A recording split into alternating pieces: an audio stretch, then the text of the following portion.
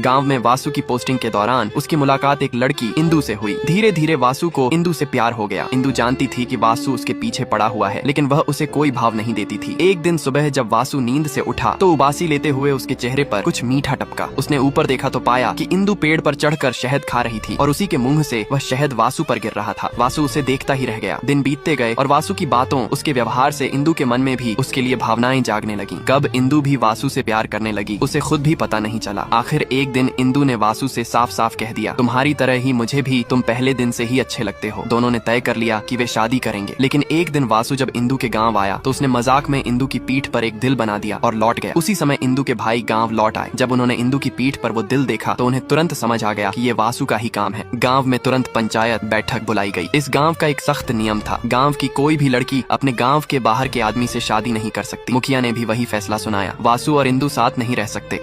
वालों को उनके रिश्ते के बारे में पता चला तो उन्होंने गांव के पुराने नियमों का हवाला देकर वासु और इंदु को अलग कर दिया। अब उनके पास एक ही रास्ता बचा था, भागकर शादी करने का। उन्होंने तय किया कि अगली रात वे गांव छोड़ देंगे, लेकिन किस्मत को कुछ और ही मंजूर था। अगले ही दिन इंदु के भाइयों ने दोनों को साथ देख लिया। उन्होंने वासु को पकड़कर जंगल की ओर घसीट लिया। दूसरी ओर इंदु ने किसी तरह अपने भाइयों को चकमा दिया और वासु को बचाने के लिए जंगल की तरफ भागी। पीछे पीछे उसके भाई भी भागे चले आ रहे थे। इंदु ज्यादा दूर तक नहीं भाग पाई। एक जगह पर उसके भाई उसे घेर लेते हैं। बेचारी इंदु उनके आगे हाथ जोड़कर गिड़गिड़ाने लगी, मुझे वासु के पास जाने दो, मैं उसके बिना नहीं रह सकती। उस वक्त अच्छा यह हुआ कि उसके साथ वह भाई नहीं था जो वासु और इंदु के प्यार के सबसे ज्यादा खिलाफ था। बाकी भाई इंदु को इस तरह टूटते हुए देखकर चुपचाप वहां से चले गए। इसके बाद इंदु उठी और पूरे जंगल में वासु को ढूंढने लगी। वह हर जगह पुकारती रही, लेकिन वासु कहीं नहीं मिला। थककर जब वह एक जगह बैठ गई तो अचानक उसकी नजर पत्तों के नीचे किसी चीज पर पड़ी। धीरे धीरे उसने पत्ते हटाए और वहाँ वासु का हाथ। वासु में अभी भी सांस चल रही थी। तभी इंदु का भाई वहाँ आ पहुंचा। वह वासु पर टूट पड़ा और दोनों में भयंकर लड़ाई होने लगी, लेकिन आखिरकार वासु ने उसे हरा दिया। उसके बाद वासु और इंदु मंदिर पहुंचे और वहीं एक दूसरे के साथ 7 फेरे लेकर शादी कर ली। शादी के बाद वासु इंदु को अपने गांव के घर ले आया, लेकिन वहाँ उसके घर वाले इस शादी से बेहद नाराज थे। वे कहने लगे, तू किस जंगली लड़की से शादी करके ले आया है। वासु के लिए यह सब सुनना तकलीफ देह था। उसने तो इंदु से सच्चा प्यार किया था, उसमें कोई बुराई नहीं। इंदु की गलती सिर्फ इतनी थी कि वह जंगल के बीच बसे एक छोटे से गाँव में रहती थी, लेकिन यह बात वासु के घर वाले समझ नहीं पा रहे थे। आखिरकार वासु ने अपने पुराने घर में ही इंदु के साथ अलग रहना शुरू कर दिया और आज पूरे 6 महीने बाद वासु अपने घर लौट रहा था। इस बार वह अपने कुछ दोस्तों को भी साथ लेकर आया था। वासु इंदु से मिलने के लिए बहुत बेचैन था और इंदु भी उसे देखकर उतनी ही खुश। वासु के आने की खबर सुनकर इंदु ने खुद को किसी रानी की तरह सजा लिया था। उसके चेहरे पर चमक थी, आंखों में खुशी की चमक और होंठों पर मुस्कान। उधर वासु के दोस्त गांव का मशहूर शरबत पीने के लिए पास की एक आंटी के घर चले गए थे। रात को देर होने पर वे वासु के घर लौटे और बाहर से उसे आवाज देने लगे। आवाजें सुनकर इंदु गुस्से में बाहर आई। वह जितनी खूबसूरत थी उतनी ही खतरनाक भी लग रही थी। वासु के दोस्त उसे देखकर डर गए क्योंकि इंदु उन्हें पहचानती नहीं थी। वे बोले, भाभी जी वासु को बुला दीजिए। इंदु ने कुछ पल उन्हें घूरा, फिर जाकर वासु को आवाज दी। वासु बाहर आया और मुस्कुराते हुए बोला, अरे ये तो मेरे दोस्त हैं, इन्हें अंदर आने दो। इसके बाद वासु ने अपने दोस्तों को पास वाले कमरे